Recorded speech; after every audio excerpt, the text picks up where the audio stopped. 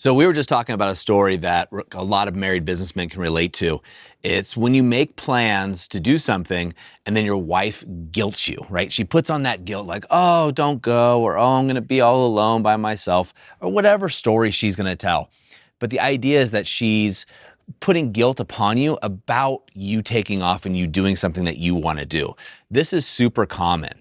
But if you don't know me, my name's Doug Holt. I'm with The Powerful Man, where we help married businessmen save their marriage without having to talk about it, get unstuck, and get clear on life.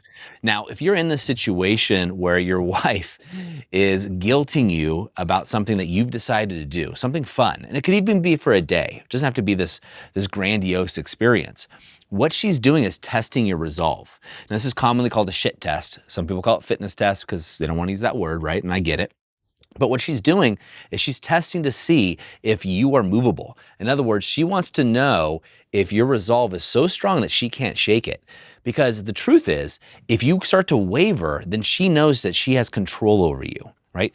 Her emotions can control you now. And if her emotions can control you at this point, really what you're saying is, you control me, things external of me allow me to move and will shake me. And so I'm not on solid footing or solid ground. And as a man, as a leader of your family, this is the worst place to be, because now your wife can't trust you. She can't trust that you're going to be strong enough to handle her or strong enough to handle the world outside. And if you're not strong enough to handle her or the world outside, how can you protect her? And this often ends up as a result over time with a woman saying she doesn't feel safe with her husband. And when men hear this, they always think it's a physical thing, but it's not. It's an emotional and an energetic version of safety. And for a lot of you guys, the hard thing is your wife probably doesn't even know she's doing this.